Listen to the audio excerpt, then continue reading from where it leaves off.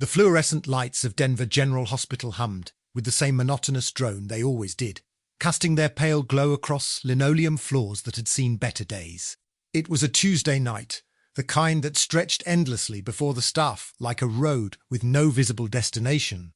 The emergency room waited in that peculiar state of suspended animation, where exhaustion accumulated faster than critical cases and the clock on the wall seemed to move with deliberate reluctance. Emily Carter stood at the nurse's station, reviewing charts she had already memorized, her fingers tracing the edges of papers that needed no further attention. It was a habit she had developed over the past 3 months since joining the hospital staff, a way to appear busy while remaining fundamentally invisible. At 32 years old, she had mastered the art of being overlooked, of occupying space without claiming it, of existing in the peripheral vision of those around her. The other nurses rarely spoke to her beyond what professional courtesy demanded. She was the new one, the quiet one, the woman who never joined them for coffee breaks or shared stories about her weekend. They had stopped trying to include her after the first few weeks, assuming she was simply antisocial or perhaps carrying some personal burden that made her prefer solitude. They were not entirely wrong, though the truth was far more complicated than anything they could have imagined. Dr. Marcus Webb, the attending physician on duty that night, passed by the station without acknowledging her presence. He was a tall man in his late 50s, with silver hair that suggested wisdom and eyes that had witnessed too much suffering to be easily impressed.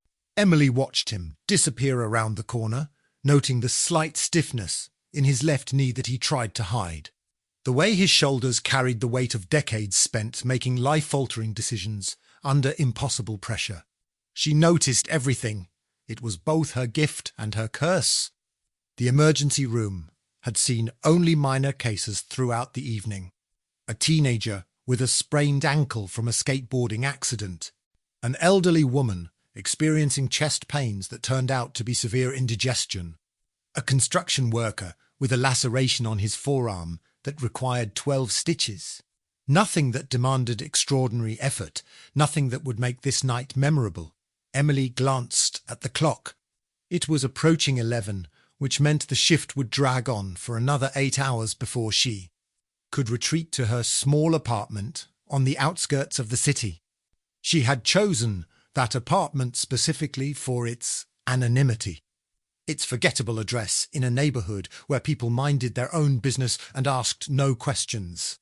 The walls were thin, the heating unpredictable, and the view from her single window offered nothing but a brick wall and a sliver of sky. It was perfect. The automatic doors at the front of the emergency room slid open with their familiar whoosh, admitting a young couple supporting each other as they stumbled toward the reception desk. The woman was crying, clutching her abdomen, while her partner spoke rapidly to the intake nurse, his words tumbling over each other in panic. Emily observed their body language, noting the genuine fear in his eyes, the protective way his arm wrapped around her shoulders. They were not pretending, not seeking attention. This was real distress. She moved to assist, falling into the rhythm of her duties with practiced efficiency. Blood pressure, medical history, insurance information, the endless paperwork that preceded actual treatment. The woman was pregnant, 12 weeks along, experiencing cramping and spotting that terrified both her and her husband.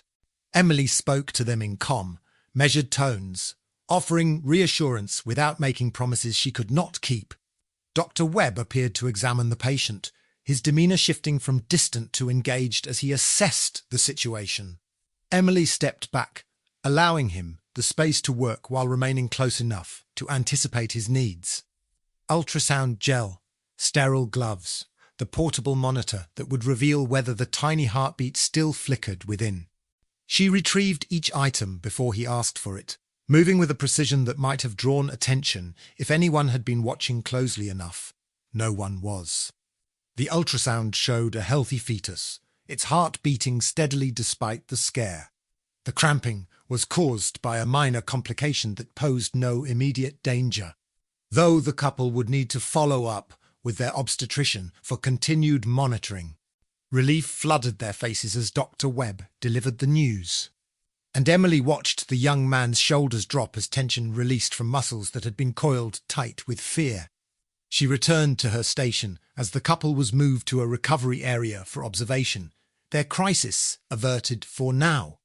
The emergency room settled back into its holding pattern, the brief excitement already fading into the routine. Emily picked up another chart, another set of numbers and notes that told stories most people would never read. The clock showed 11:47 when the first sign of something unusual occurred. It was subtle enough that most people would have missed it entirely. A flicker in the overhead lights, lasting perhaps half a second. A brief interruption in the steady hum of the fluorescent tubes that could easily be attributed to aging infrastructure or a minor power fluctuation. Emily's eyes lifted from her paperwork, scanning the ceiling with an attention that seemed disproportionate to such a trivial event. 3 minutes later, it happened again. This time, she noticed something else.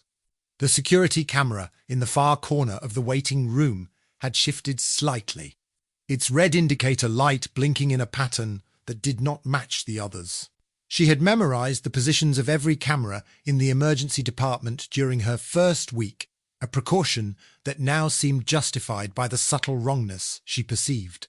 Emily set down her pen and walked slowly toward the vending machines, a casual movement that gave her a better angle to observe the entrance. Outside, through the glass doors, she could see the parking lot bathed in the orange glow of sodium lights. A black SUV sat in the ambulance zone, its engine running despite the clear no parking signs. The vehicle had no visible markings, no indication of its purpose or affiliation. She memorized the license plate automatically, a skill so ingrained that it required no conscious effort. Back at her station, Emily pulled up the hospital's internal communication system on her computer, checking for any alerts or notifications that might explain the unusual activity. There were none. The night proceeded according to schedule, at least on paper.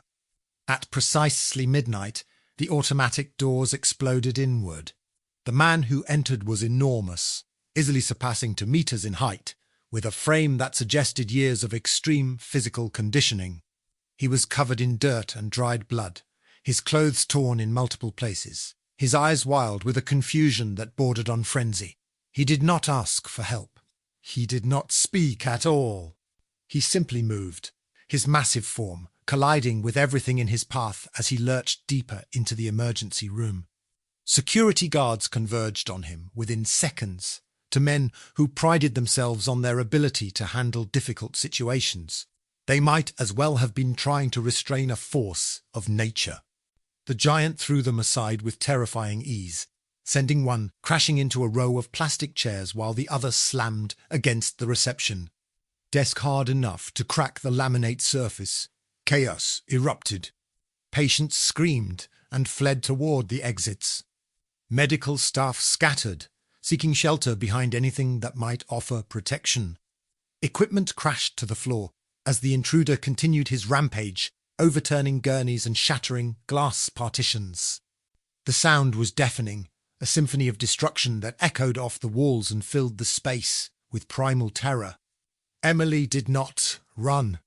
She stood perfectly still, her back against the nurse's station, her eyes tracking the man's movements with an intensity that seemed almost clinical. While everyone else saw only random violence, she observed something different. His movements, though chaotic, followed a pattern. He was not attacking blindly. He was searching. His head turned toward specific sounds, reacting to voices and footsteps with a precision that suggested heightened awareness rather than mindless aggression. He positioned his body to protect his left side, where a dark stain on his shirt indicated a wound that was still seeping. His eyes, when they briefly met hers across the devastated room, held not rage but desperation. He was not a monster. He was a man in crisis, fighting against something she could not yet see. Emily took a single step forward, and in that moment, everything changed. The emergency room had transformed into a battlefield, though not the kind fought with weapons and clear enemies. This was a different sort of conflict, one waged in the space between perception and reality, between what appeared to be happening and what was actually true. Emily Carter understood this distinction better than anyone else in the room, which was precisely why she did not retreat when every instinct should have demanded flight. The giant had paused in his destruction, his massive chest heaving with exertion, his eyes scanning the environment with that peculiar combination of confusion and calculation she had noticed before. Blood dripped from a gash on his forehead, mixing with sweat and grime to create a mask that made his features difficult to discern. He was perhaps 40 years old, maybe younger, though the lines of exhaustion etched into his face made precise estimation impossible. Emily took another step forward, keeping her movements slow and deliberate. She was acutely aware of the broken glass beneath her shoes, the scattered papers that had once been organised in careful piles, the overturned wheelchair that blocked the most direct path to where the man stood. Behind her, she could hear the rapid breathing of colleagues who had taken shelter behind the reception desk, their fear a tangible presence in the air. She spoke then, her voice carrying across the devastated space with a clarity that surprised even herself. The words she chose were not the standard phrases taught in nursing school, not the calm reassurances typically offered to agitated patients. Instead, she used a specific sequence of terms, a verbal pattern designed to cut through the noise and reach whatever remained of the man's rational mind. The effect was immediate and profound. His body stiffened, a reaction that lasted only a fraction of a second, but told Emily everything she needed to know. He recognized the pattern. Somewhere beneath the confusion and the pain, there was a part of him that remembered what those words meant, what they had once signified in a context far removed from this hospital and this night. She continued speaking, her tone steady and measured, each word chosen with precision. She did not approach further, maintaining the distance between them while establishing a connection that transcended physical proximity. The man's wild movements subsided, replaced by a stillness that seemed almost more dangerous than the violence that had preceded it. "Sie, Ensisteimer de question." Emily answered it without words, using only the slightest inclination of her head, a gesture so subtle that anyone watching would have missed it entirely. The man's shoulders dropped infinitesimally, a release of tension that suggested some threshold had been crossed, some recognition had occurred. The moment shattered when security reinforcements burst through the side entrance. They came with tasers drawn, their training kicking in as they spread out to surround the intruder. The man reacted instantly, his body coiling for another confrontation, the brief calm evaporating as new threats entered his awareness. Millie saw what was about to happen before it occurred, the inevitable escalation that would result in more chaos, more injuries, more questions that would demand uncomfortable answers.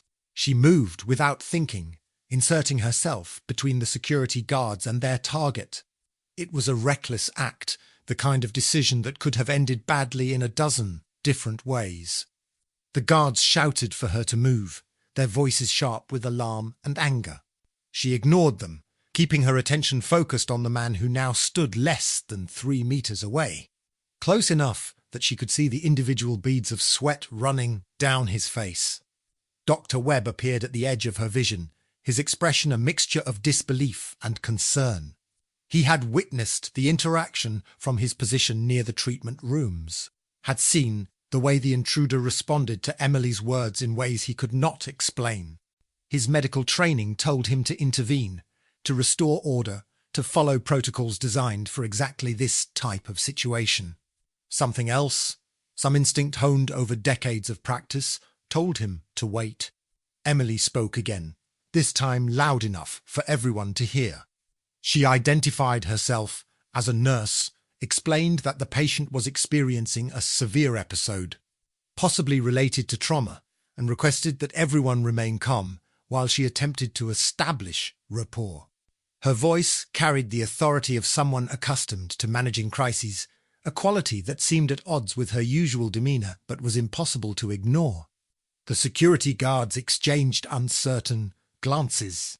Their training had not prepared them for a situation where a quiet nurse inserted herself into a violent confrontation and somehow became the controlling factor.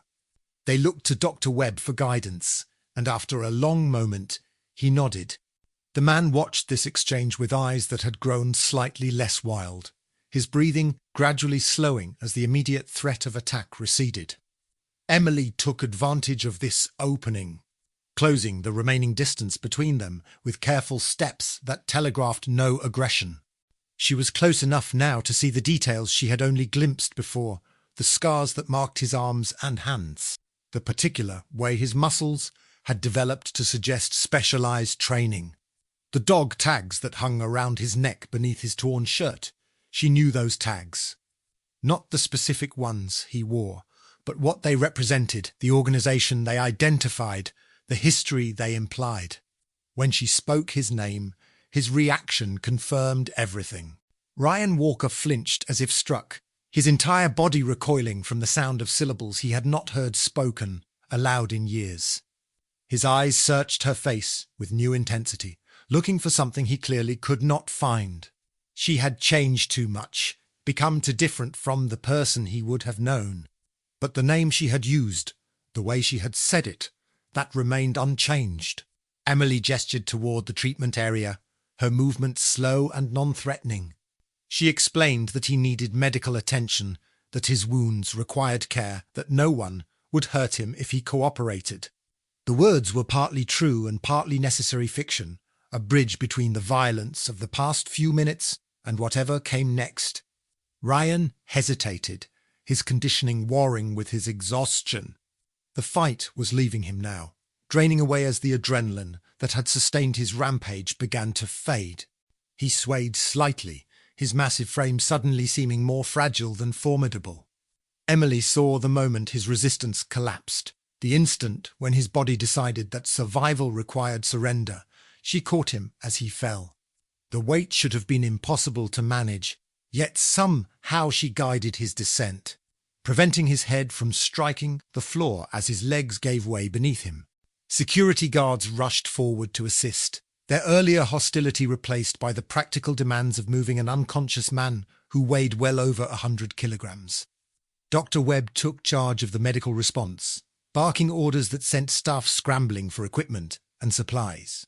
Emily found herself pushed aside as the professionals descended, their training engaging now that the threat had been neutralized. She did not resist the marginalization, welcoming the return to invisibility that her intervention had momentarily disrupted. But she could feel Dr. Webb's eyes on her, assessing, questioning. The emergency room gradually returned to something resembling normal operation. Staff emerged from hiding. Patients were reassured. Damage was documented for the inevitable reports that would follow. Emily helped where she could, her movements efficient and unremarkable, her presence once again fading into the background where she preferred to exist. She made herself busy with tasks that kept her near the treatment room where Ryan was being examined. Through the partially open door, she could observe the process without appearing to watch. His wounds were being cleaned, his vital signs monitored, sedatives administered to keep him unconscious while the full extent of his injuries was assessed. The gash on his forehead was superficial, but the wound on his side was more serious, requiring stitches and antibiotics to prevent infection. Dr. Webb conducted the examination with thoroughness, noting details in a chart that would become part of the official record. He found the dog tags, examined them briefly, and frowned at the markings that identified an affiliation he did not recognize.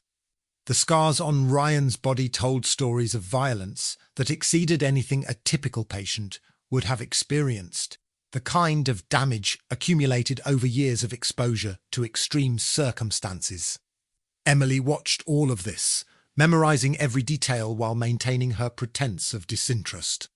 She knew the questions that would soon arise, the inconsistencies that would demand explanation. Ryan's presence at this hospital on this night was not random. Nothing about this situation was random. The only thing she did not yet understand was who had orchestrated it and what they hoped to achieve. The answer arrived less than an hour later, when the black SUV she had noticed in the parking lot disgorged its passengers.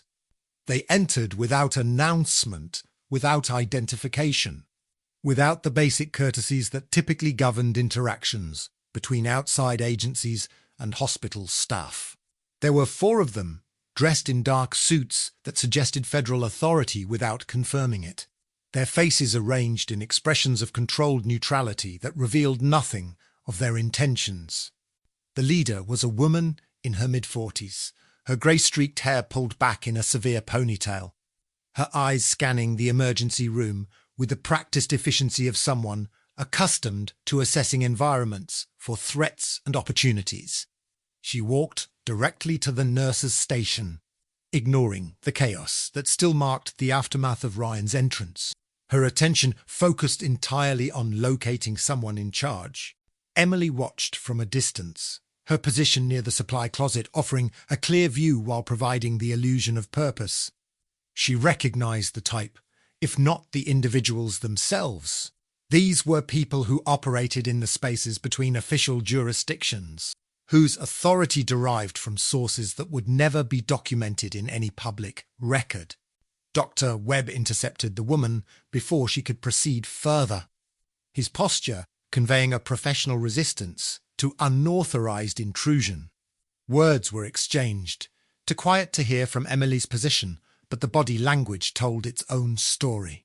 The woman produced credentials that Emily could not see clearly, documents that caused Dr. Webb's resistance to falter, then collapse entirely. Within minutes, the emergency room was transformed again. Areas were cordoned off. Staff were directed to specific locations. Access to certain corridors was restricted without explanation. The efficiency of the operation suggested extensive preparation, as if these people had known exactly what they would find and had already planned how to contain it. Hospital security was relegated to perimeter duty, their authority superseded by forces they could not question.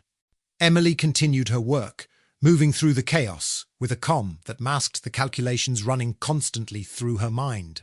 She noted the positions of each team member, the communication devices they carried, the way they covered each other's blind spots with military precision. These were not bureaucrats playing at fieldwork. These were operatives, trained and experienced, deployed for purposes that remained unclear. Her access to Ryan's treatment room was blocked when she attempted to deliver supplies. A young man with cold eyes and an earpiece informed her that the patient was no longer under standard hospital care, that her services were not required in that area. The dismissal was polite but absolute, leaving no room for negotiation. She retreated without protest, filing away the interaction for later analysis. The restriction confirmed what she had already suspected, that Ryan's appearance was connected to something far larger than a disturbed individual stumbling into an emergency room. Whatever he represented, whatever he knew, was valuable enough to warrant this level of response. Dr. Webb found her 20 minutes later, pulling her aside with an urgency that seemed at odds with his usually measured demeanour. His questions came rapidly, each one probing the events she had witnessed and the actions she had taken. Why had she approached the intruder when everyone else fled? What words had she used to calm him?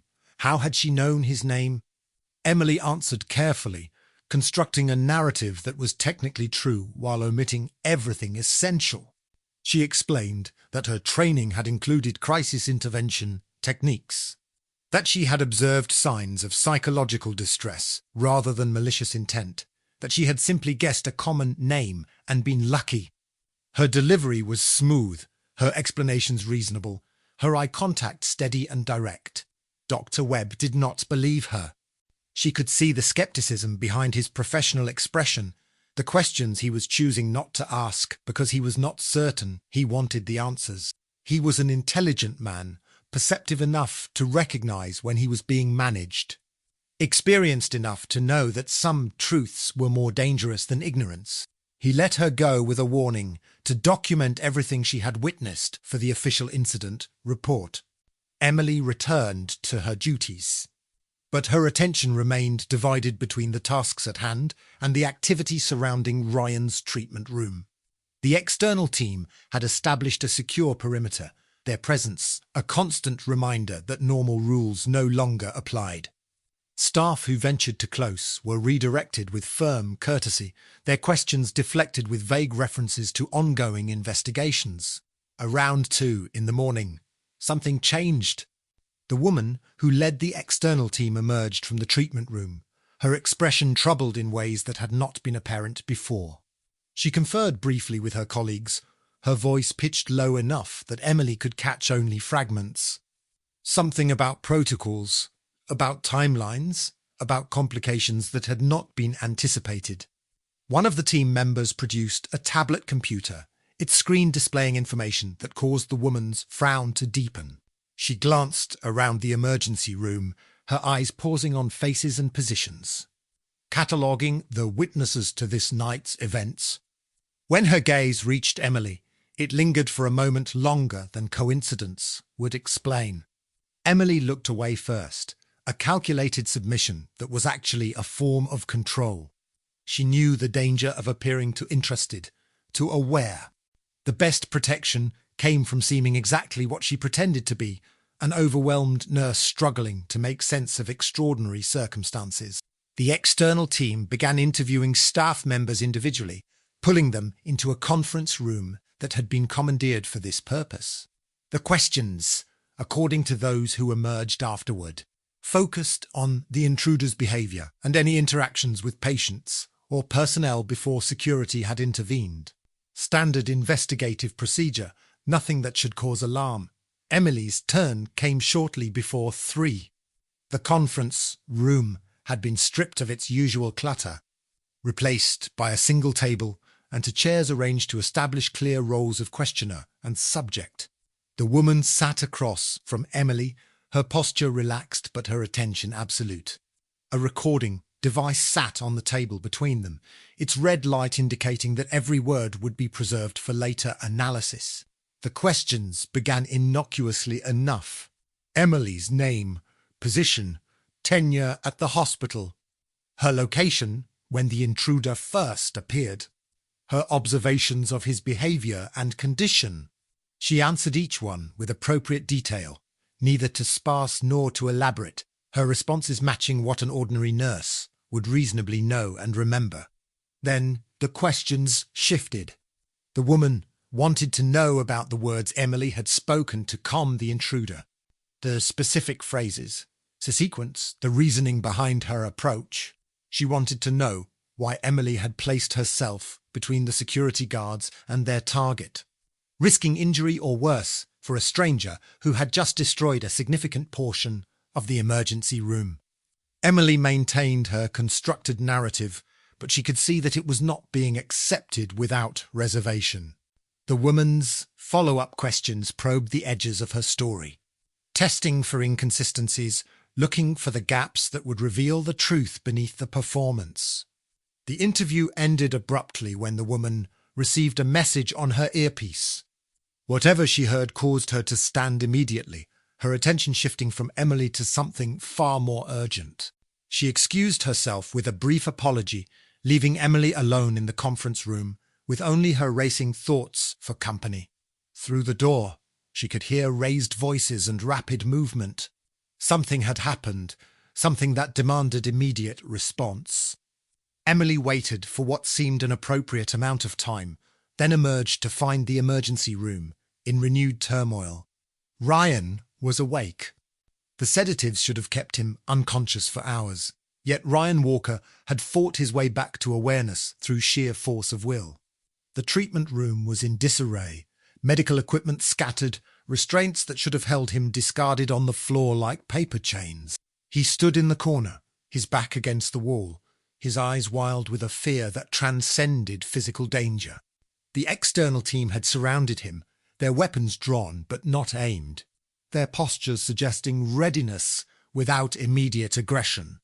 They were speaking to him in tones designed to soothe, using techniques that Emily recognized from training she was not supposed to remember. None of it was working. Ryan was too far gone to deepen whatever nightmare his awakening had conjured. Emily watched from the doorway, her presence unnoticed in the controlled chaos. She could see what the others could not. The subtle signs that Ryan was not preparing for violence, but for something else entirely. His breathing pattern, the position of his hands, the direction of his gaze. He was looking for an escape route, calculating distances and obstacles, preparing to run rather than fight. The problem was that running would accomplish nothing except getting him hurt, possibly seriously. The team surrounding him was too well-trained, too well-positioned. Any attempt to flee would be stopped within meters, and the response might not be as restrained as the current standoff. Emily made a decision. She stepped into the room, ignoring the immediate protests from the team members who spotted her intrusion. The woman leader turned sharply, her expression shifting from surprise to anger to something more complicated as she recognized the nurse from her earlier interview. Orders were issued to remove her, but Emily spoke before anyone could act. She spoke directly to Ryan, using the same verbal patterns that had worked before. This time, she added something else, details that could only come from personal knowledge. References to places and events that would mean nothing to anyone except those who had been there. She spoke of a training facility in a location that had no official name, of an operation that had gone wrong in ways that were never reported, of promises made and broken by people who answered to no oversight. Ryan's resistance crumbled. He slid down the wall, his massive frame folding in on itself as the strength that had sustained him finally gave out. Tears streamed down his face, cutting tracks through the grime and dried blood, his body shaking with sobs that seemed too powerful for even his considerable size to contain.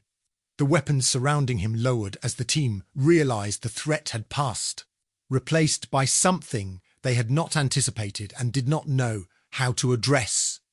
Emily approached slowly, kneeling beside him with a gentleness that seemed at odds with the clinical environment. She did not touch him, respecting boundaries that extended beyond simple physical space. Instead, she simply waited, her presence a steady anchor in the storm of his emotions. Minutes passed. When Ryan finally spoke, his voice was barely a whisper, cracked and raw from disuse and distress. He questioned, all single Name seeking confirmation of Zefberin needed to know. Emily's response was equally quiet, a truth that she had not spoken aloud in years. An identity she had buried so deeply she had almost convinced herself it no longer existed. The reaction from the external team was immediate and profound. The woman leader stepped forward, her expression transformed from professional neutrality to sharp recognition. She knew the name Emily had acknowledged, understood its significance in ways that changed everything about this situation. Orders were issued rapidly, positions adjusted, priorities recalibrated. Emily found herself suddenly at the center of attention she had spent years avoiding. Dr. Webb appeared in the doorway, drawn by the commotion, his face reflecting the confusion of someone who was watching events unfold without any frame of reference to understand them. He saw his quiet, unremarkable nurse kneeling beside a man who had terrorized his emergency room, speaking in tones of intimate familiarity, surrounded by people whose authority superseded his own. His questions would have to wait. Everything would have to wait. The woman leader approached Emily with a caution that suggested respect rather than threat. She introduced herself using a name that might or might not have been real, an affiliation that confirmed Emily's suspicions about the nature of this operation. She asked Emily to accompany her for a private conversation, a request that was clearly not optional, but was phrased with enough courtesy to maintain the illusion of choice. Emily rose from her position beside Ryan, who had quieted into an exhausted stillness. She glanced at Dr. Webb, offering nothing that could be interpreted as explanation or apology. Some things could not be communicated across the distance that now separated them. The gulf between the person he thought she was and the person she had once been. The conference room served a different purpose this time. There was no recording device on the table, no pretense of formal interview. The woman sat across from Emily with the directness of someone who no longer needed to maintain cover stories.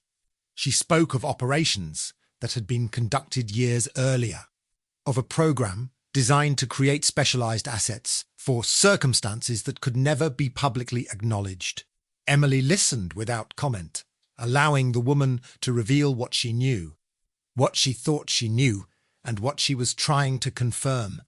The technique was familiar, a form of information gathering that worked best when the subject being questioned appeared passive and receptive. The truth, as it emerged through careful questioning and calculated responses, was both simpler and more complicated than either woman fully acknowledged. Emily had indeed been part of the program, recruited young, trained extensively, deployed in situations that required skills she had worked hard to forget. Ryan had been there too, a colleague if not quite a friend, someone who had witnessed the same events and carried the same burdens. They had both been broken by experiences that had no place in civilian life, forced to rebuild themselves from fragments that did not quite fit together. The difference between them was that Emily had managed to disappear successfully. She had created a new identity, established a new life, found a way to exist in the world without the constant weight of her past pressing down on her. Ryan had not been so fortunate. His breakdown had been gradual but inevitable, the cracks in his facade widening until there was nothing left to hold him together. His appearance at this hospital on this night was not coincidence. Someone had directed him here, used the connections that still existed in the shadows where both of them had once operated. Someone who wanted them both in the same place at the same time, for reasons that remained unclear. The woman's questions grew more specific, more probing. She wanted to know who else might be aware of Emily's current location, what contacts she might have maintained from her former life, whether she had any indication that she had been compromised before tonight. The concern in her voice seemed genuine, though Emily knew better than to trust such impressions. What Emily did not reveal, what she kept locked behind the careful construction of her responses, was the growing certainty that she understood exactly what was happening. This was not a rescue operation. This was a clean-up. The hospital corridors seemed longer at 4 in the morning, stretching into distances that defied the building's actual dimensions. Emily walked between two members of the external team, their presence a constant reminder that her freedom of movement was now conditional. They had not explicitly stated that she was being detained, but the implication was clear enough. Ryan had been moved to a secure location within the hospital, his condition stabilized, but his status uncertain. The woman leader, who had identified herself only as Director Phillips, had promised that he would receive proper medical care. Whether that promise would be kept remained to be seen. Emily's mind worked through the possibilities as she was escorted toward an administrative wing that had been cleared of regular staff. The facts she could confirm were limited, but they painted a disturbing picture. Someone with knowledge of the old program had orchestrated this encounter. The timing suggested careful planning. The execution suggested resources that exceeded what an individual actor could command. The question was whether that someone was trying to expose them or eliminate them. The room where they brought her was designed for meetings that were never recorded, decisions that were never documented. The windows had been covered, the electronic devices removed, the space stripped of anything that might capture or transmit information. Director Phillips waited there, along with two other individuals whose faces Emily did not recognize but whose bearing suggested similar backgrounds. The conversation that followed was unlike anything Emily had experienced since leaving her former life. Director Phillips spoke of a situation that had developed over the past several months, a series of incidents that had raised concerns within certain circles. Former assets from various programs had been surfacing in unexpected locations, their appearances accompanied by disruptions that ranged from minor inconveniences to significant security breaches. The pattern suggested coordination, but the purpose remained unclear. Ryan's breakdown and subsequent arrival at this specific hospital was only the latest example. Emily listened carefully, noting what was said and what was conspicuously avoided. Director Phillips was being selective in her disclosures, sharing enough to establish context while withholding the details that would allow Emily to form her own conclusions. It was a familiar tactic, one that Emily had both used and resisted in her previous incarnation. She asked a single question when the director finished. Who else knew about this briefing? The pause before the response told Emily more than the words that followed. Director Phillips assured her that the information was being held at the highest levels of classification, that only those with direct need to know had been informed. The assurance was technically accurate and fundamentally meaningless.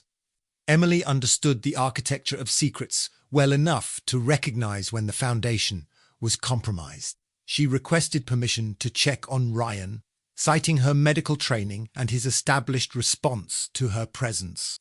The request was granted after brief deliberation, though she would be accompanied at all times. Small concessions that created the illusion of cooperation while maintaining complete control. The journey to Ryan's location took them through parts of the hospital that Emily had never accessed during her normal duties. Service corridor, maintenance areas, spaces designed for function rather than public appearance. The external team had established checkpoints at regular intervals, their security protocols suggesting that they anticipated threats from multiple directions. Ryan was conscious but barely responsive when they arrived. He lay on a hospital bed that had been relocated to a storage area converted for this purpose. His massive frame diminished by exhaustion and whatever medications they had administered. Monitors tracked his vital signs, their steady rhythms providing reassurance that his body, at least, was recovering from the ordeal. Emily approached the bed slowly, aware of the eyes watching her every movement. She checked his chart, noting the medications prescribed and the observations recorded. Standard protocols for managing acute psychological distress, nothing that indicated malicious intent, at least not yet. When she spoke to him, she kept her voice low, her words chosen for multiple audiences. She asked how he was feeling, whether he needed anything, whether the pain was manageable. Simple questions with simple answers, designed to establish communication without revealing the deeper currents running beneath the surface. Ryan's response was equally measured, his words carrying meanings that existed only for the two of them. He mentioned a dream he had been having, a recurring image of a place they had both known, a moment that had defined them in ways neither had ever been able to escape. His eyes, when they met hers, held a message that required no translation. He knew something important, something he could not say aloud in this environment. Emily acknowledged his words with a nod that conveyed understanding without confirming anything specific. She adjusted his pillow, a simple gesture that allowed her to lean close enough to hear the whisper that followed. A name, a location. Oh, warning. The information sent a chill through her that had nothing to do with the hospital's aggressive air conditioning. She straightened, her expression betraying nothing of what she had just learned. Her movements continuing with the same unhurried calm she had maintained throughout. She told Ryan to rest, promised to check on him again soon, and allowed herself to be escorted back to the main area of the emergency room. The team members flanking her seemed satisfied that nothing significant had occurred, that the interaction had been exactly what it appeared. They were wrong. Emily's mind raced through implications and possibilities as she returned to her duties. The name Ryan had whispered was familiar. A figure from their shared past who had occupied a position of considerable influence within the program. The location was unexpected, suggesting recent movements that contradicted official records. The warning was clear enough. Trust no one, especially those who claimed to be helping. The emergency room had settled into the quieter rhythms of pre-dawn hours. Patients who could be discharged had been sent home. Those who remained were sleeping or resting under observation. The regular staff moved through their duties with the automatic efficiency of people counting down the hours until shift change. Emily found a moment of relative privacy near the supply closet, using the pretense of inventory to collect her thoughts. The pieces were beginning to form a picture, though significant gaps remained. Someone was manipulating events, using the old program's assets for purposes that had not yet become clear. That someone had enough knowledge to find people like her and Ryan, enough resources to orchestrate complex scenarios, enough authority to operate with impunity. Director Phillips might be hunting the same person. She might also be working with them. The uncertainty was perhaps the most dangerous element of the entire situation. Emily completed her inventory and returned to the nurse's station, her expression revealing nothing of the calculations that continued behind her composed facade. She had survived this long by being careful, by anticipating dangers before they materialized, by never assuming safety when evidence suggested otherwise. Tonight had stripped away the illusions she had constructed around her new life. The past she had tried to bury was not content to remain underground. It was rising, demanding acknowledgement, threatening everything she had built in the years since she walked away. The clock showed 5:17 when the next development occurred. Dr. Webb appeared at the nurse's station with a directness that suggested he had been waiting for an appropriate moment. His expression combined professional concern with personal curiosity, a mixture that Emily recognized as dangerous. He was not a man who accepted mysteries without seeking explanations, and she had provided him with far too many questions throughout this extraordinary night. He suggested they speak privately, a request that was technically optional but carried the weight of institutional authority. Emily agreed, following him to his office in the administrative section of the emergency department. The room was cluttered with the accumulated paperwork of a long career. Family photographs competing for space with medical journals and administrative notices. He closed the door before speaking, a gesture that signaled the conversation would not be recorded for official purposes. His first question was simple but loaded. Who was she really? Emily considered her options. Complete honesty was impossible, not because she feared the consequences, but because the full truth would only create more problems for everyone involved. Complete denial was equally untenable, given what Dr. Webb had witnessed with his own eyes. The middle ground required careful navigation. She offered a partial explanation, acknowledging that her background included experiences she had not disclosed during her hiring interview. She mentioned military service in terms vague enough to encompass numerous possibilities, suggested that the intruder was someone she had known during that period, admitted that the circumstances of their reunion were as surprising to her as to anyone else. Dr. Webb listened without interruption, his medical training evident in the way he observed her non-verbal cues while processing her words. When she finished, he asked a single follow-up question. Was she a danger to his patients or staff? The question deserved an honest answer. Emily told him no, not directly, not intentionally. She explained that she had come to this hospital seeking exactly what it appeared to offer, a chance to use her skills for purposes that did not involve the complications of her former life. She had not anticipated tonight's events and had no desire to see them repeated. The explanation seemed to satisfy him partially, though she could see the reservations that remained behind his acceptance. He made a decision then, one that surprised her with its generosity. He would not report his suspicions to the external team, would not add his observations to the official record of the incident. In exchange, he expected her to keep him informed if her presence endangered anyone under his care. It was a fair bargain, perhaps more than she deserved. Emily thanked him with sincerity that was not entirely performed. Dr. Webb was a good man, caught in circumstances that exceeded his experience and authority. His willingness to trust her, even conditionally, was a gift she would not forget. She returned to the emergency room to find that dawn had begun to lighten the sky beyond the windows. The external team maintained their presence but had reduced their visible numbers, suggesting that some determination had been made about the immediate threat level. Regular staff were beginning to arrive for the morning shift, their faces showing confusion at the unfamiliar figures occupying their walk space. Emily spotted Director Phillips conferring with her subordinates near the entrance. Their conversation, animated enough to suggest disagreement about something significant. Whatever consensus had governed their actions throughout the night was apparently fracturing under pressures Emily could not directly observe. The fractures were not limited to the external team. Emily noticed subtle changes in the behaviour of certain staff members, small inconsistencies that might have escaped attention under normal circumstances.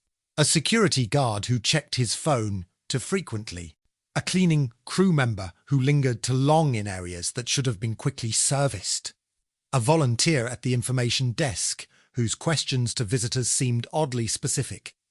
The hospital had been infiltrated by more than one faction. The realization sent Emily's mind racing through new calculations. If Director Phillips was not the only outside force operating here, the situation was far more complex than a simple clean-up operation. Multiple interests were converging on this location, each pursuing objectives that might or might not align with the others. She needed more information, and there was only one source likely to provide it. Finding an opportunity to approach Ryan again required patience and creativity. The morning shift change created natural disruptions in the security coverage. Moments when attention was divided and protocols became temporarily flexible. Emily used these gaps to move through the hospital with purpose that suggested authorized business, her presence unremarkable enough to avoid triggering alerts. Ryan was awake when she reached him. His condition improved from the previous hours, but his expression haunted by whatever dreams had visited during his fitful sleep. The guards stationed outside his room had been rotated, replaced by faces unfamiliar to her but equally vigilant. She identified herself as the attending nurse, producing credentials that should have been insufficient but were accepted without question. The guards were competent but overworked, their judgment compromised by a long night of maintaining readiness for threats that had not materialized. Inside the room, Emily worked quickly. Ryan understood the urgency without explanation, his training kicking in despite his weakened condition. He spoke rapidly but clearly, filling in details that the whispered exchange had only hinted at. The name Colonel Marcus Chen was the architect of their original program and the person most likely to be orchestrating current events. Chun had supposedly retired years ago, but Ryan had evidence suggesting he remained active, operating outside official channels with a network of former assets who had never truly been released from service. His location, a private facility in rural Montana, was where Ryan had been held before his escape.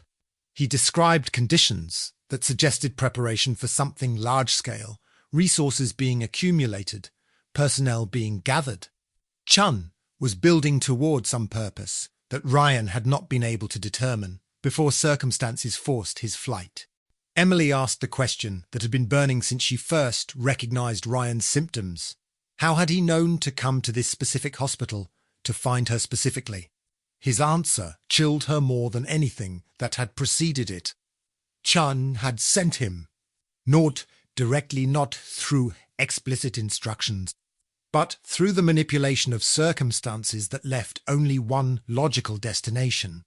Ryan had been programmed, in a sense, to seek out Emily when his condition deteriorated beyond self-management.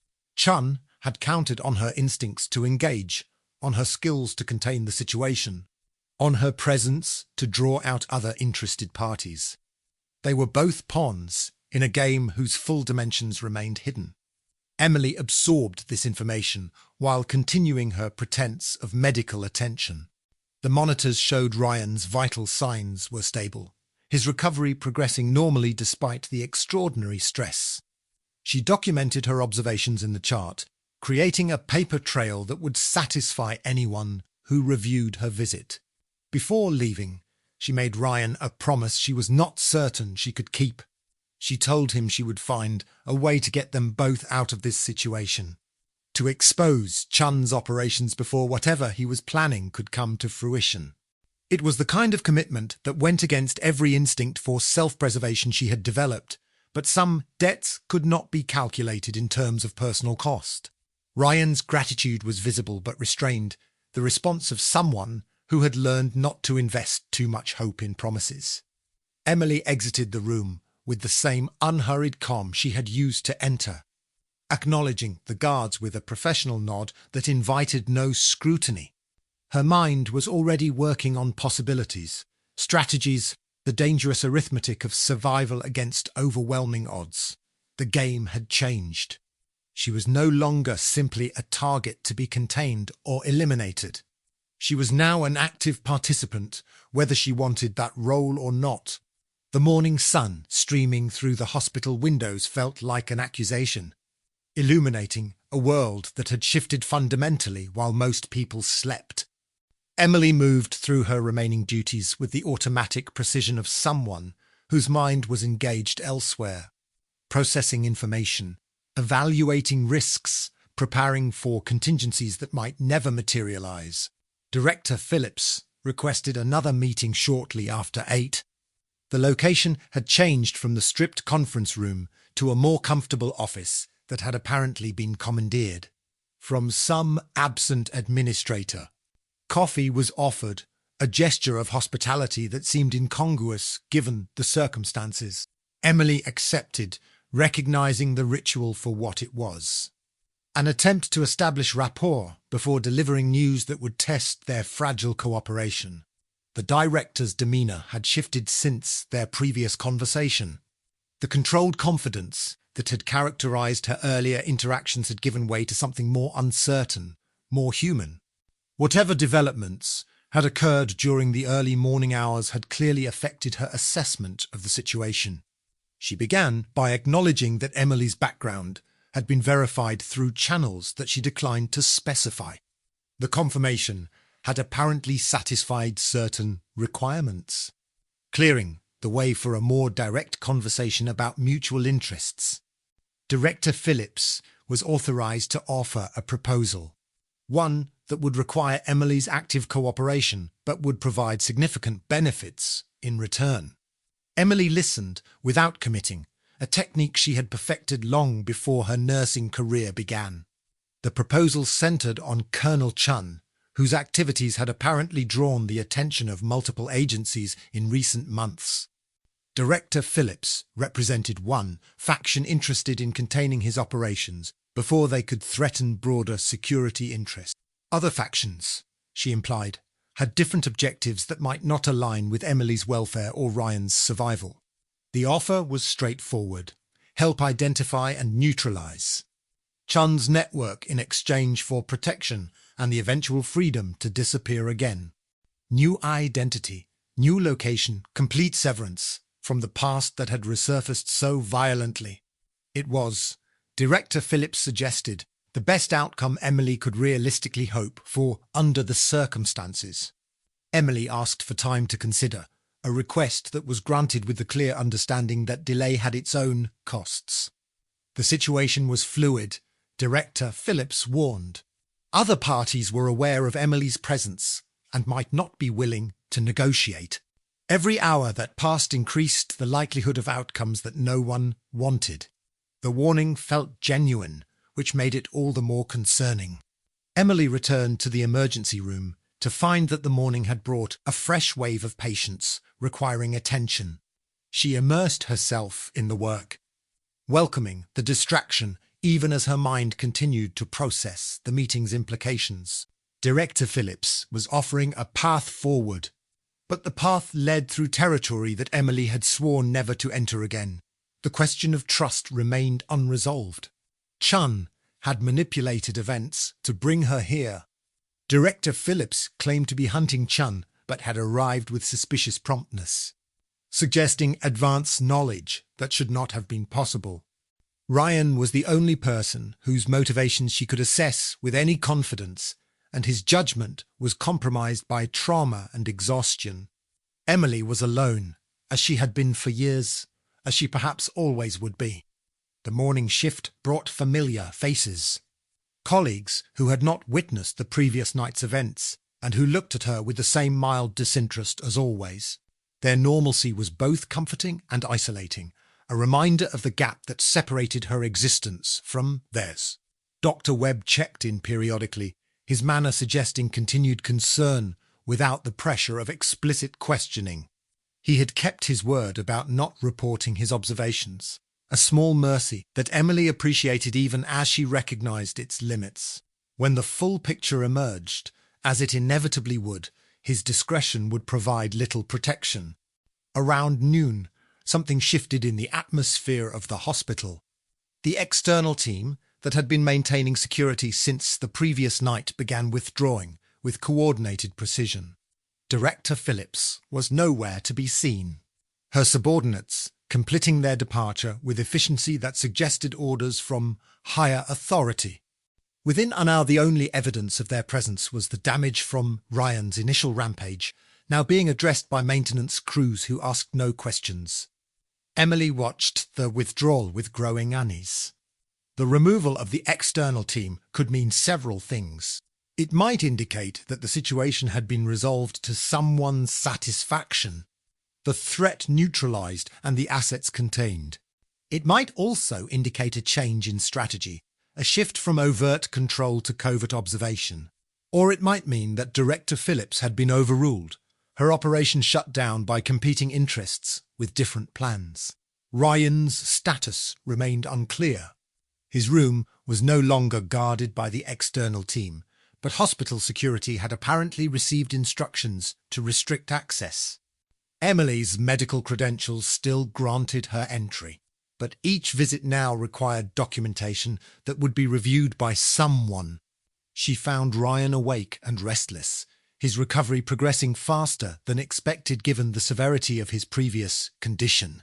He was sitting up, his eyes alert, his posture suggesting readiness for movement that his body was not yet prepared to sustain. He had noticed the withdrawal of the external team and drawn his own conclusions. They spoke in the coded language of their shared training, exchanging information through implications and references that would mean nothing to anyone monitoring their conversation. The picture that emerged was troubling. Chun's network extended further than either of them had realized. The facility in Montana was only one node in a larger structure, its purpose feeding into objectives that remained obscured. Director Phillips was a known quantity within certain circles, her reputation suggesting competence, but also a willingness to sacrifice assets when circumstances demanded. The withdrawal might be a trap, designed to create the illusion of safety while positioning pieces for a final move. Emily made a decision that went against her every instinct for caution. She told Ryan they were leaving. Not through official channels, not with permission from authorities whose trustworthiness remained questionable.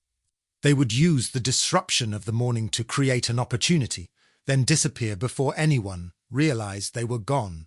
Ryan's objections were practical rather than principled. His condition limited his mobility. They had no resources, no transportation, no destination that would not eventually be discovered. The plan, such as it was, had a high probability of failure. Emily acknowledged each concern without retreating from her determination.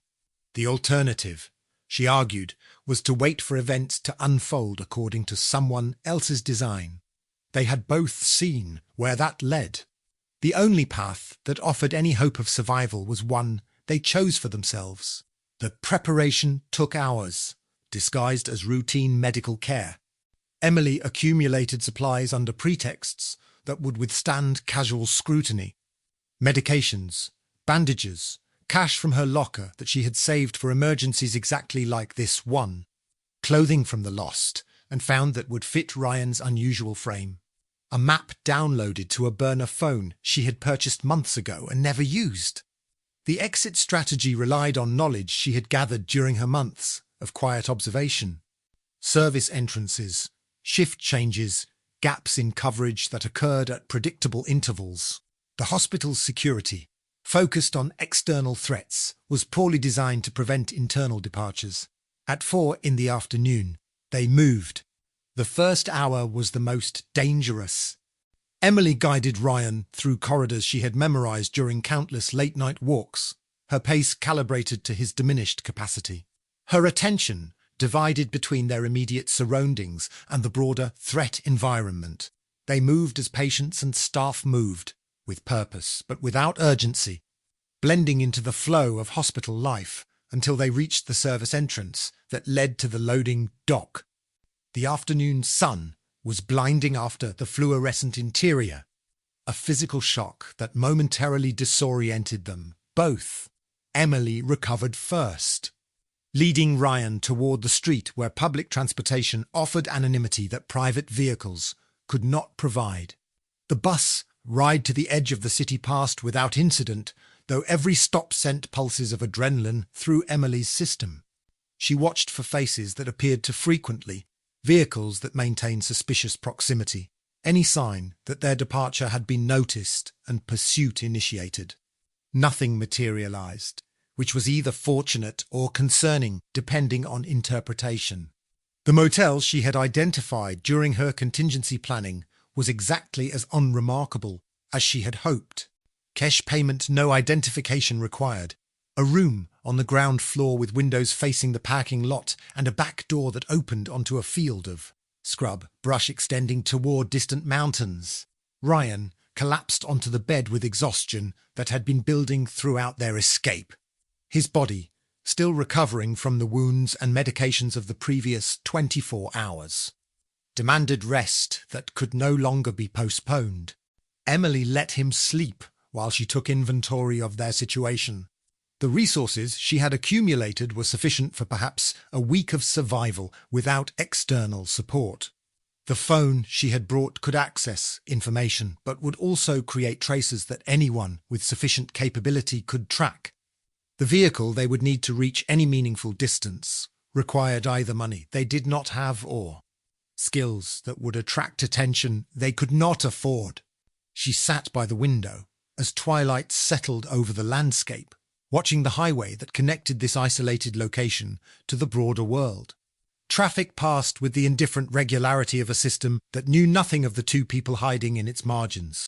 The question that haunted her was simple. What now? Chun's network was larger than they could confront directly. Director Phillips represented interests that might be sympathetic but could not be trusted without verification. The identities they had both constructed over years of careful work were now compromised, useless, as protection against those who knew where to look. Emily thought about the life she had built before this night shattered it. The apartment that no one would miss her from. The colleagues who would notice her absence, but probably not for several days. The routines that had provided structure without requiring connection, purpose without demanding vulnerability. It had been a form of existence rather than living, she realized now. A holding pattern that could be maintained indefinitely but would never lead anywhere meaningful. Ryan stirred around midnight, his body finally releasing him from the grip of exhaustion. He was coherent now, more himself than he had been since his violent entrance into the emergency room.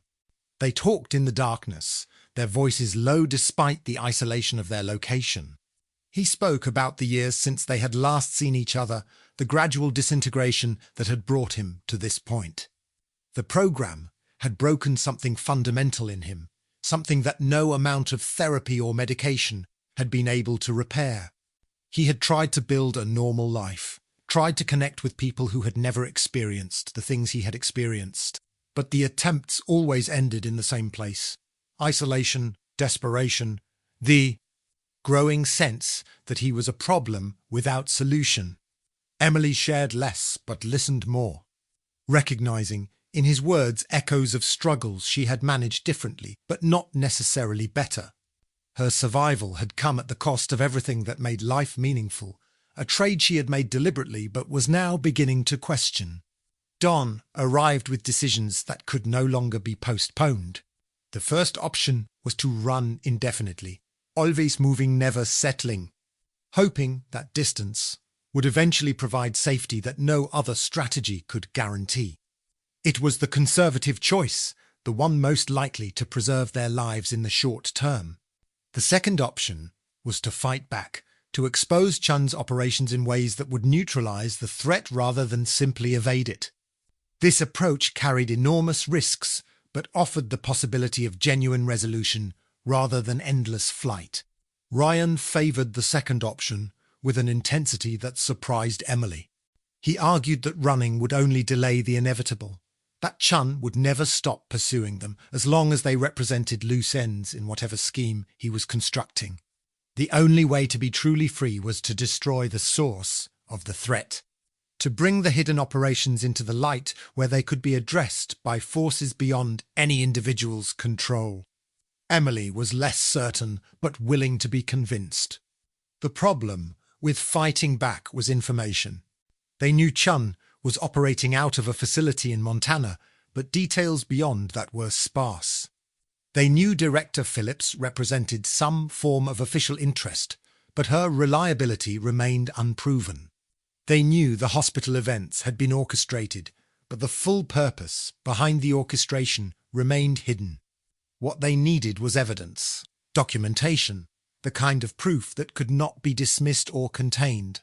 Ryan remembered something then, a detail he had not thought significant during his captivity, but which now seemed crucial. The Montana facility maintained records, extensive files that documented activities stretching back years. The security was substantial but not impenetrable, especially for someone with training comparable to their own. Emily recognized the plan forming in Ryan's mind and felt the familiar pull of instincts she had tried to abandon. This was exactly the kind of operation they had been designed for. The skills that had been developed through years of training now finding application in a cause that was entirely their own. The decision was made before either of them explicitly stated it. They would go to Montana. They would find the evidence. They would expose Chun's operations to scrutiny that would make continuation impossible. And then, perhaps, they would finally be free. The highway stretched before them as morning traffic began to build, an endless ribbon of possibility leading toward an uncertain destination. Emily drove while Ryan navigated, their coordination falling into patterns remembered from a different time, a different context, a different purpose. Whatever waited in Montana, they would face it together. The facility appeared on the second day of their journey, hidden in a valley that maps barely acknowledged and roads approached only reluctantly. From the ridge where they had established observation, it looked like any number of industrial installations that dotted the rural landscape. Anonymous buildings surrounded by chain-link fence, vehicles entering and leaving at intervals that suggested organized activity. But Emily knew better. The placement of cameras, the routing of power lines, the patterns of movement among the personnel visible from this distance. Everything spoke of security considerations that exceeded legitimate industrial purpose. They watched for 2 days, cataloguing routines, identifying weaknesses, preparing for an infiltration that would test every skill they possessed. Ryan's condition had improved dramatically during the travel, his body responding to purpose in ways that medical treatment alone could not achieve. He was focused now, clear-headed. The chaos that had consumed him in the hospital replaced by the deliberate calm of someone preparing for combat. The entry point Emily identified was a maintenance access that showed reduced monitoring during shift changes, a gap of approximately 8 minutes when attention was focused on personnel transitions rather than perimeter security. It was not much time, but it would be enough for people who knew how to move quickly and quietly through environments designed to exclude them. The night they chose was moonless, the darkness complete enough to cover their approach across the open ground surrounding the facility. Emily led, her memory of similar operations guiding her movements through terrain that seemed to anticipate intruders and punish them accordingly. They reached the maintenance access without incident, the timing of their arrival coinciding precisely with the coverage gap they had identified. The lock yielded to tools Emily had improvised from materials purchased at hardware stores along their route, a process that took precious minutes but avoided the alerts that forced entry would have triggered. Inside, the facility revealed itself gradually as they moved through corridors that bore unsettling resemblance to the hospital they had fled. The same fluorescent lighting, the same institutional paint, the same sense of purpose that existed beyond public view. But here, the purpose was different, darker, more deliberately concealed. They encountered their first serious obstacle at the entrance to the records section. A guard stationed at an intersection they had not observed from outside forced them into concealment behind equipment that barely accommodated Ryan's frame.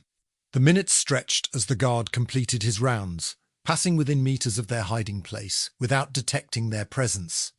The records room itself was exactly as Ryan had described, rows of filing cabinets containing physical documentation that digital security could not adequately protect. The paranoia that characterized Chun's operations worked in their favor here.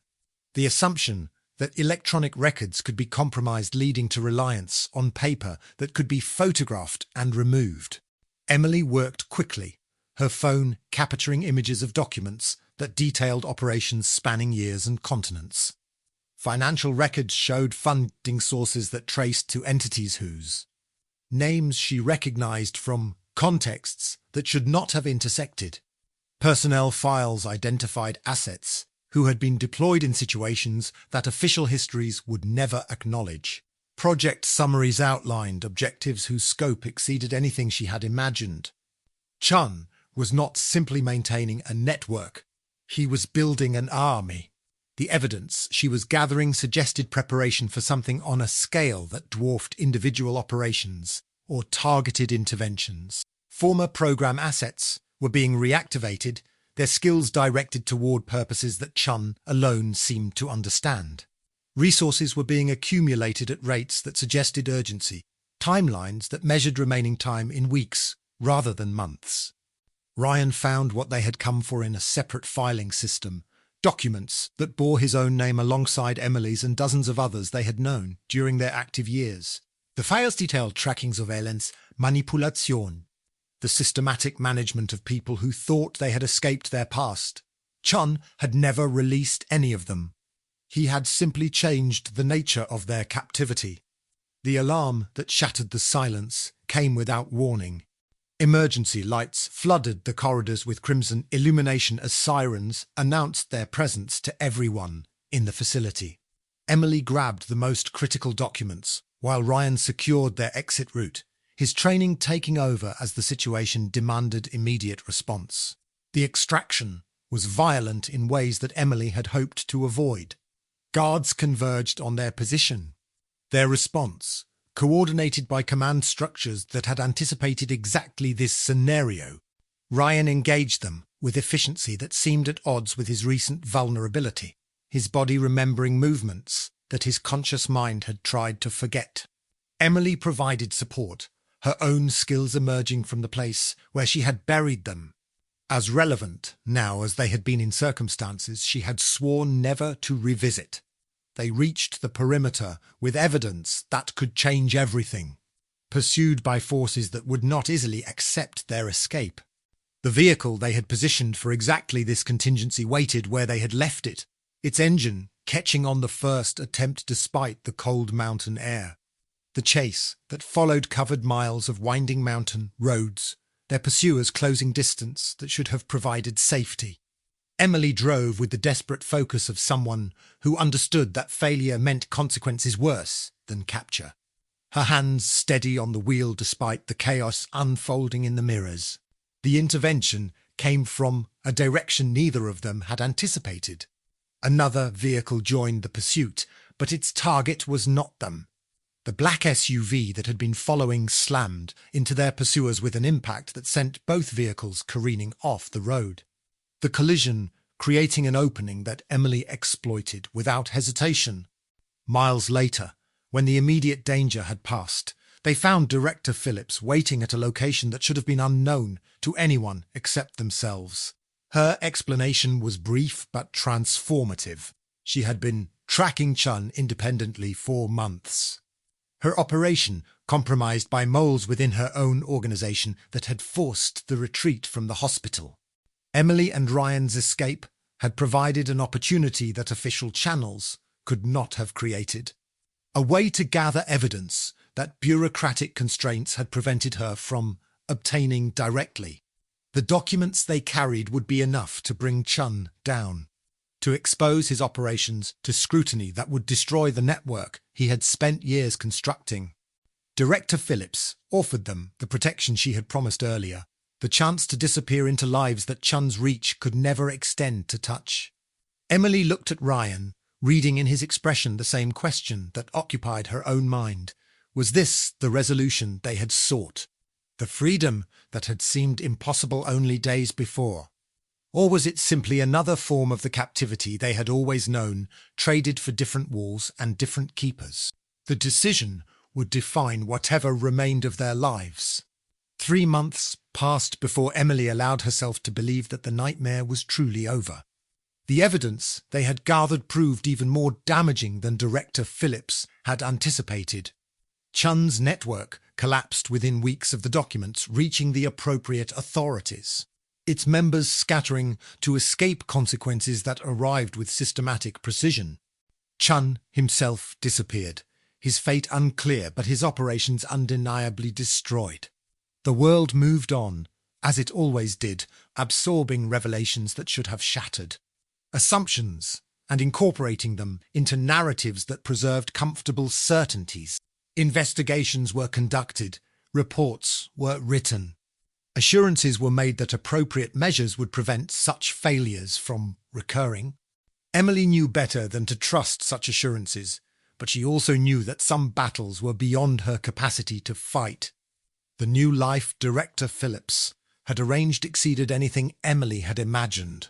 A small town in Vermont, far from the tensions of urban existence, where her nursing skills were desperately needed and her past was irrelevant.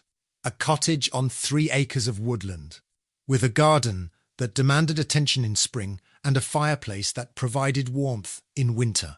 A community that accepted her presence without requiring explanations she could not provide. IT was peace or something close enough to it. Ryan had chosen differently. The recovery that had seemed so promising in the immediate aftermath of their escape proved insufficient to address wounds that ran deeper than any medical intervention could reach. He entered a specialized program designed for people with his particular history, a place where the specific traumas of their shared experience could be addressed by professionals who understood contexts that civilian therapists could never comprehend. Emily visited him monthly, the journey a reminder of distances that separated their current existences.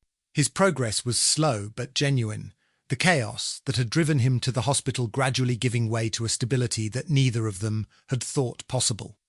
They talked about the future during those visits, careful conversations that avoided promises either might be unable to keep. There was something between them, something that had survived the violence of their shared past and the isolation of their separate healing. Whether it would grow into something more remained to be seen. Dr. Webb reached out through channels that surprised Emily with their effectiveness. He had retired from Denver General shortly after the events of that extraordinary night. The experience apparently convincing him that some mysteries were better left unexplored. His message was brief but meaningful, an acknowledgement that he understood more than she had realized and a hope that she had found the peace she had been seeking. Emily replied with equal brevity, grateful for the discretion he had shown and the humanity he had preserved in circumstances that demanded neither. The spring that followed the winter of her relocation brought changes that Emily had not anticipated. A young woman arrived in town, seeking employment at the clinic where Emily had established herself as an invaluable presence. Her background was unremarkable on paper, her skills appropriate for the position, her manner pleasant but unmemorable. Emily recognized the truth within minutes of their first meeting. The woman was like her, like Ryan, a product of programs that should not have existed, carrying burdens that ordinary conversation could never address. Chun's network had been destroyed, but the people it had created remained, scattered across a world that did not know their struggles or appreciate their sacrifices. Emily made a choice then, one that would define the next phase of her existence.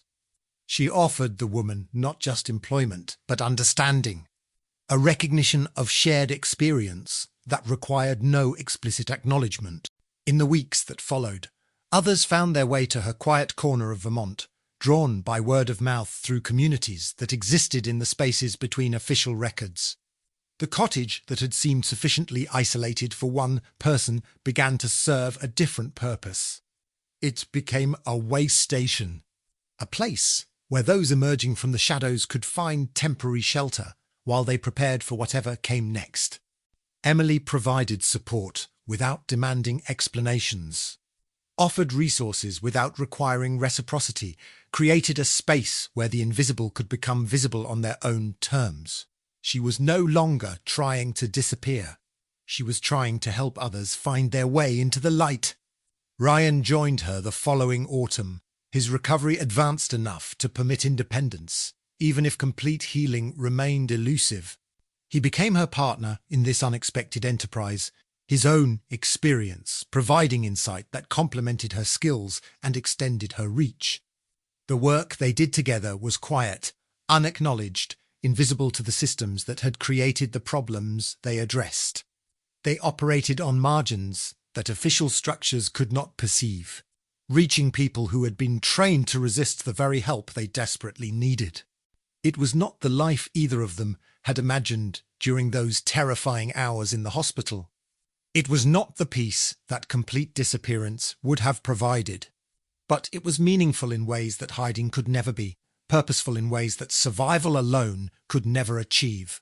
Emily stood on her porch one evening as summer faded toward autumn, watching the colours change across the mountains that surrounded her new home.